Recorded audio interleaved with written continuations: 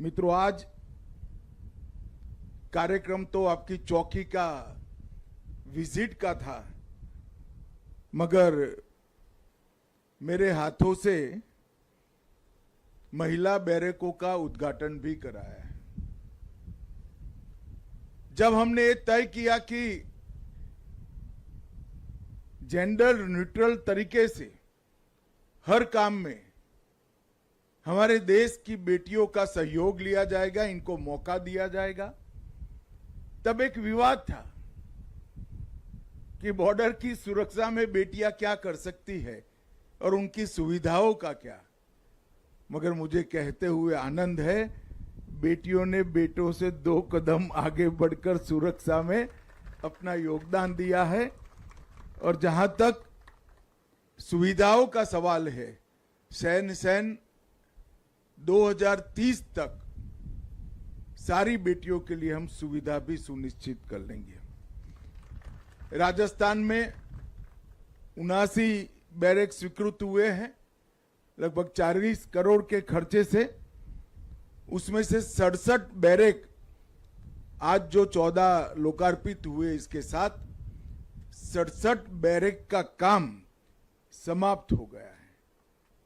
अब सिर्फ 12 बैरक बाकी है जिनका कार्य प्रगति पर है।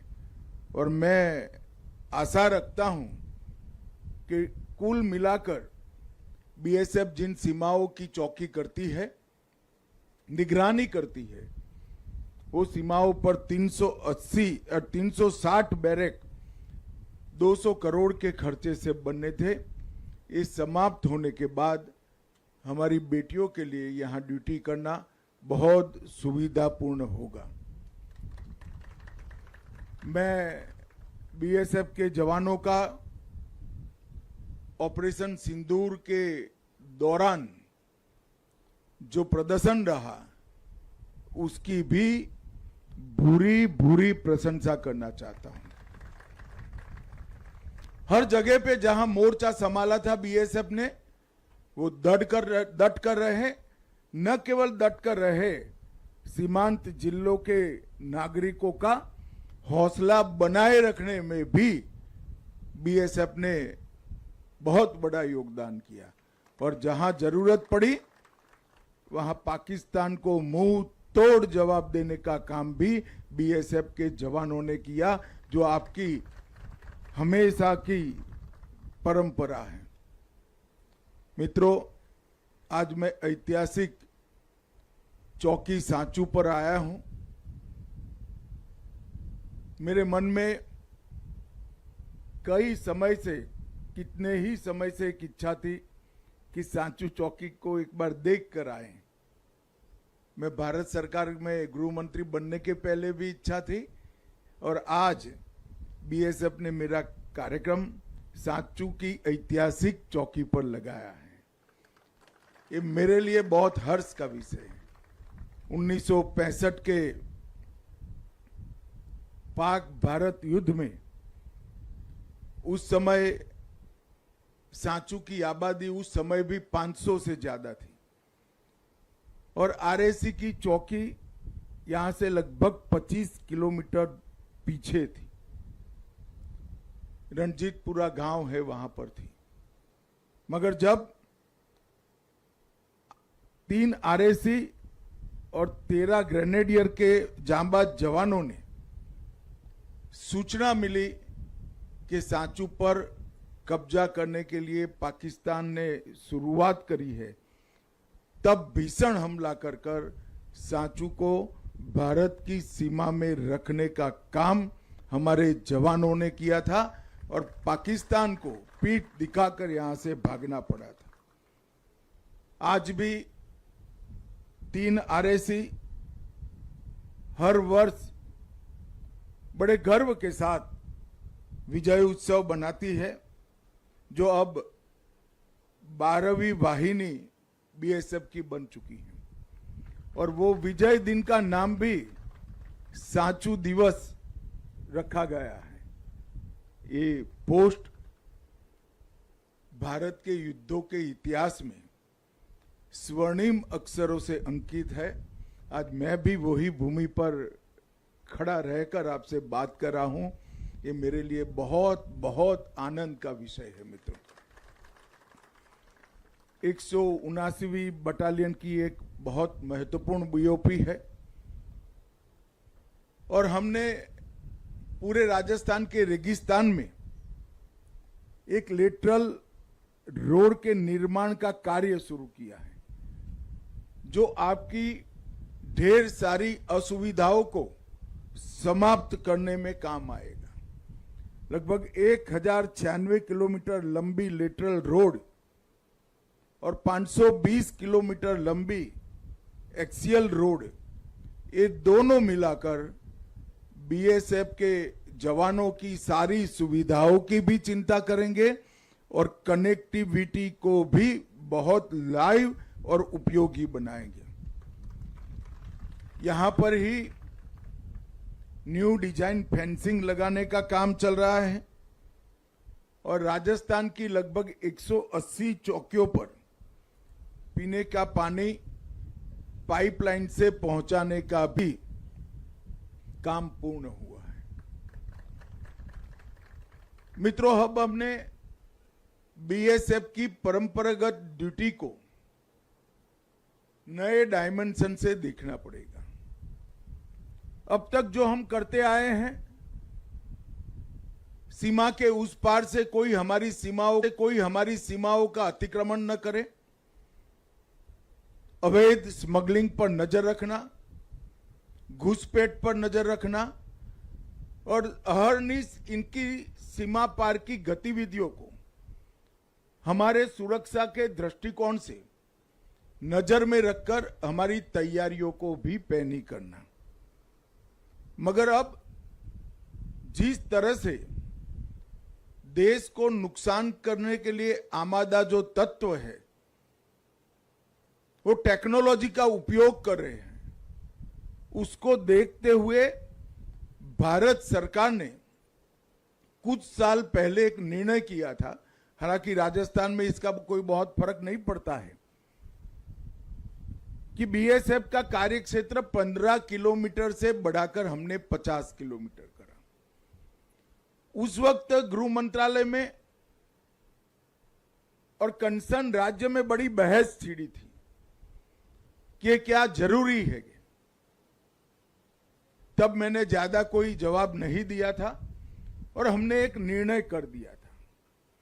वो निर्णय करने के पीछे एक मंशा थी कि सिर्फ सीमाओं की सुरक्षा कर कर हम देश की सुरक्षा सुनिश्चित नहीं कर सकते। हमने क्षेत्रीय सुरक्षा का राज्य सरकारों के साथ रहकर चिंता भी करना पड़ेगा और वो जिम्मेदारी का निर्वहन भी करना पड़ेगा। हमारी जिम्मेदारी है कि सीमा से नजदीक 50 किलोमीटर के किसी भी गांव में कोई अवैध निर्माण होता है तो हम सिविल प्रशासन को सूचित करें, कलेक्टर को सूचित करें, एसपी को सूचित करें। हमारी जिम्मेदारी है कि 50 किलोमीटर की बॉर्डर तक के सभी गांवों में जनसांख्यिकी का परिवर्तन हो रहा है, कृत्रिम परिवर्तन हो रहा है, तो उसके प्रति सजग रहकर राज्य सरकार को आगाह करें। हमारी जिम्मेदारी है कि ड्रोन और अन्य उपकरणों से नारकोटिक्स और हथियारों की स्मगलिंग होती है तो इसको कठोरता के साथ बंद करने के सारे उपाय हम करें। भारत सरकार ड्रोन रोधी संयंत्र लगाने की शुरुआत अगले 6 माह में ही कर लेगी, परंतु ड्रोन उतरता तो भारत की भूमि में है। कौन रिसीव करता है, कौन इसके अंदर के मटेरियल को देश विरोधी कार्यों के लिए उपयोग करता है, इस पर हमारी पैनी नजर होनी चाहिए। और इसके लिए, इसके न्यूट्रलाइजेशन के लिए सिविल अथॉरिटी और डिस्ट्रिक्ट पुलिस से हमारा जीवंत संपर्क होना चाहिए और परिणाम लक्षी कार्यवाही भी हमने करनी पड़ेगी। सीमांत गांवों का विकास नरेंद्र मोदी जी ने जो योजना बनाई है इसके तहत हो रहा है, वाइब्रेंट विलेज प्रोग्राम के तहत। इसमें बीएसएफ ने लीड लेनी चाहिए और राज्य सरकार और भारत सरकार दोनों की जन कल्याण की योजनाओं का सीमांत गांवों में 100% सैचुरेशन आए, इसके लिए भी हमने काम करना है। यहां की प्राइमरी स्कूलें, सेकेंडरी स्कूलें और हायर सेकेंडरी तक हम लोगों का बच्चों से, किशोरों से और युवाओं से संवाद होना चाहिए। सीमांत गांव में रखने वाली सभी जागरूकता से हमारी आने वाली पीढ़ियों को हमें जागरूक करना पड़ेगा और ये बीएसएफ, सेना और जागरूक नागरिक, ये तीनों मिलकर एक मजबूत सुरक्षा की ग्रिड बना सकते हैं। और इसके साथ साथ यहां की सरकार का स्थानीय प्रशासन, ये चतुष्कोण जब तक हम समाप्त नहीं करते हैं, कभी भी हम सुरक्षित सीमा की कल्पना नहीं कर सकते। सरहद के उस पार से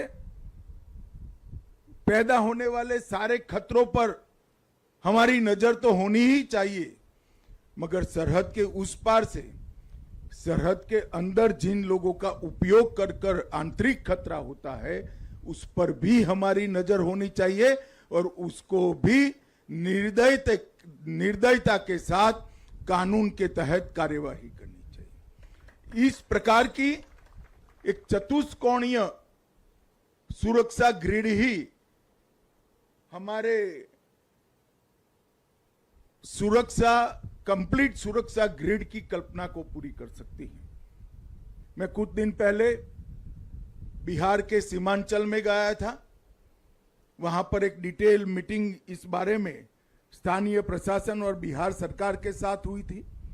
आज भी दोपहर के बाद स्थानीय प्रशासन, मुख्यमंत्री जी और सीमा सुरक्षा बल के डीजी और गृह मंत्रालय की एक संयुक्त मीटिंग है। इसके बाद कच्छ की सरहद पर मीटिंग है। इसके बाद त्रिपुरा की बॉर्डर पर मीटिंग है और अंततोगत्वा बंगाल में भी ये मीटिंग को हमने सुनिश्चित कर दिया है। तो बीएसएफ की एक प्रकार से दोनों देशों की बॉर्डर जो आपकी सुरक्षा का जिम्मा है, वहां पर हमने चतुष्कोणीय सुरक्षा ग्रिड को मजबूत करना है। एक प्रकार से कई लोग उसको 4 लेयर कहने का प्रयास करते हैं, ये 4 लेयर नहीं है। किसी भी खतरे के लिए चारों चार की संयुक्त जिम्मेदारी करनी है और इसीलिए मैं चतुष्कोणीय ग्रिड का नाम देता हूं। मित्रों, 2014 में नरेंद्र मोदी जी के प्रधानमंत्री बनने के बाद इस देश के सुरक्षा परिदृश्य में आमूलचूल परिवर्तन आए हैं। सेना का आधुनिकीकरण हो रहा है। हमारी बॉर्डर सिक्योरिटी फोर्सेस का भी हम बहुत अच्छे तरीके से, एक प्रकार से कंप्लीट सुरक्षा सुनिश्चित हो, उस तरह से आधुनिकीकरण करने जा रहे हैं। और जहां जहां भी कुछ बड़े प्रयास आतंकवादियों द्वारा किए जाते हैं, वहां रूथलेसली उनको मुंह तोड़ जवाब भी देने की नीति भारत सरकार ने अपनाई है। मगर मैं मानता हूं कि प्रयास होने के बाद हमें जवाब देना पड़े, ये स्थिति ठीक नहीं है। हम ये सुनिश्चित करें कि कोई प्रयास करने की हिम्मत ही न करे, ऐसी सीमा बनाने की जिम्मेदारी हमारी है। और यह वाइब्रेंट विलेज प्रोग्राम और ये चतुष्कोणीय सुरक्षा ग्रिड के माध्यम से ही हो सकता है। मित्रों, आज इस ऐतिहासिक चौकी पर सुबह 7 बजे से जहां गर्मी शुरू हो जाती है, दूर दूर तक रेगिस्तान दिखाई पड़ता है, वहां अपने घर से दूर अपने जीवन का सुवर्ण काल आप भारत माता को समर्पित कर रहे हैं। हम सबके हृदय में आपके लिए मान, सम्मान और गौरव की भी लागणी है। वो इसलिए है कि आज सीमा के अंदर सिविलियन, हमारे देश के नागरिक चैन की नींद इसलिए सो पा रहे हैं कि सीमा पर मेरे सीमा प्रहरी अहर्निश दिन रात ये ड्यूटी निभा रहे हैं। मैं पूरे देश की ओर से सिंबॉलिक तरीके से सांचू चौकी के जवानों के माध्यम से सारे बीएसएफ के सीमा प्रहरियों को बहुत बहुत संवेदना के साथ प्रणाम करना चाहता हूं कि आपका ये पराक्रम, आपकी देशभक्ति, आपकी साहस और आपकी वीरता ये देश को सुरक्षित बनाए हुए है। आपकी सुविधा के लिए भारत सरकार कोई कमी नहीं छोड़ेगी और विश्व की अच्छे से अच्छी टेक्नोलॉजी भी अगले 1 साल में आपको उपलब्ध कराई जा रहेगी।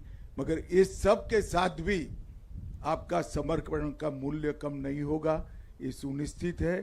फिर से एक बार अनंत अनंत शुभकामनाएं देकर मेरी बात समाप्त करता हूं। वंदे मातरम।